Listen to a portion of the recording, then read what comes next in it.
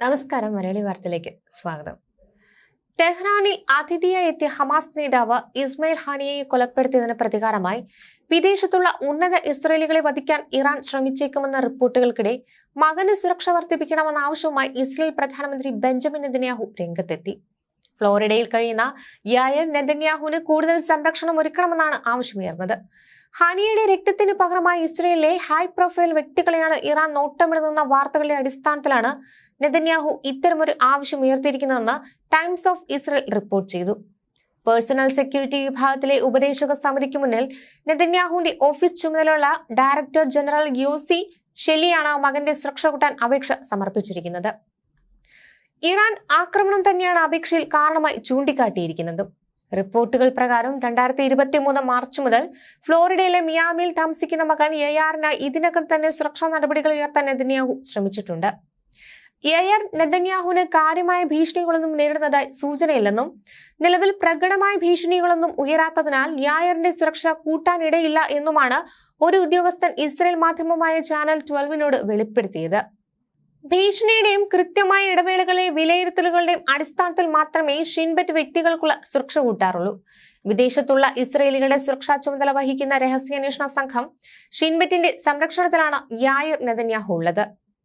33-കാരനായ Yair നെതന്യാഹുവിന്റെ സുരക്ഷാ ചെലവ് നേരത്തെയും ഇസ്രയേലിൽ വലിയ വിവാദങ്ങൾക്ക് ഇടയാക്കിയിരുന്നു. മയാമിയിൽ ഒരു അത്യാഡംബര അപ്പാർട്ട്മെന്റിലാണ് യുവാവ് താമസിക്കുന്നത്.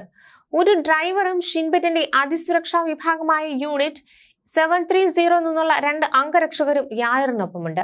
പ്രതിവർഷം ഇദ്ദേഹത്തിന്റെ സുരക്ഷയ്ക്ക് മാത്രമായി 25 ലക്ഷം ഇസ്രായേൽ ഷെക്കൽ, അതായത് ഏകദേശം 5.72 കോടി രൂപയാണ് സർക്കാർ ഖജനാവിൽ നിന്ന് ചെലവിടുന്നത്.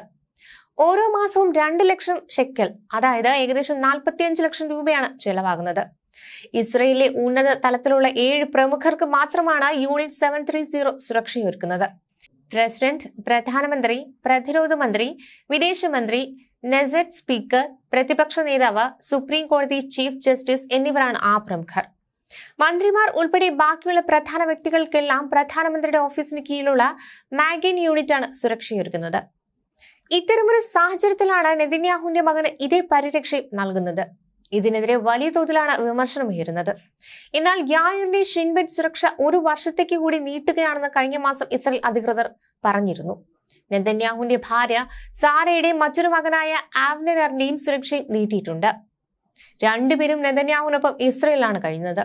2023 മാർച്ചിലാണ് എല്ലാവർക്കും ഷിൻബെറ്റ് സുരക്ഷ നൽകാൻ സർക്കാർ തീരുമാനിച്ചത്. സർക്കാർ വിരുദ്ധ പ്രക്ഷോഭം ആളിക്കത്തുന്ന സമയത്ത് ടെലവീവിലെ ഒരു ബ്യൂട്ടി പാർലറിൽ എത്തിയ സാറയെ 100 കണക്കിന് സമരക്കാർ വളഞ്ഞിരുന്നു. ഇതിനുശേഷമായിരുന്നു കുടുംബത്തിന്റെ ജീവൻ അപകടത്തിലാണെന്ന് പറഞ്ഞ് അതീവ സുരക്ഷ നൽകാൻ അനുമതിയായത്. അമ്മയും സഹോദരനും ഇസ്രയേലിൽ കഴിയുമ്പോൾ ഗാസയിലെ ആക്രമണ സമയത്തുടനീളം മയാമിൽ ആഡംബര ജീവിതം നയിക്കുകയായിരുന്നു യായർ നെതന്യാഹു. മാസങ്ങൾക്ക് ശേഷം കഴിഞ്ഞ ജൂലൈയിലാണ് നാട്ടിലേക്ക് പോയത്. US സന്ദർശനം കഴിഞ്ഞ് മടങ്ങിയ നെതന്യാഹുവിനൊപ്പമാണ് ഇസ്രയേലിലെത്തിയത്. ഇസ്രായേൽ പ്രധാനമന്ത്രിയുടെ വിമാനമായ വിങ് ഓഫ് സണ്ണിലായിരുന്നു ഈ രഹസ്യ യാത്രയെന്ന് ജെറുസലേം പോസ്റ്റ് റിപ്പോർട്ട് ചെയ്യുന്നു. പിന്നീട് കഴിഞ്ഞ ആഴ്ച മയാമിയിലേക്ക് മടങ്ങുകയായിരുന്നു. എന്നാൽ ഹീബ്രു മാധ്യമങ്ങളിൽ വന്ന വാർത്തകളെ തുടർന്ന് യായറിന്റെ സുരക്ഷയ്ക്ക് വേണ്ടി അപേക്ഷ സമർപ്പിച്ചുവെന്ന റിപ്പോർട്ട് നെതന്യാഹുവിന്റെ ഓഫീസ് നിഷേധിക്കുകയായിരുന്നു. ന്യൂസ് ഡെസ്ക് മലയാളി വാർത്ത.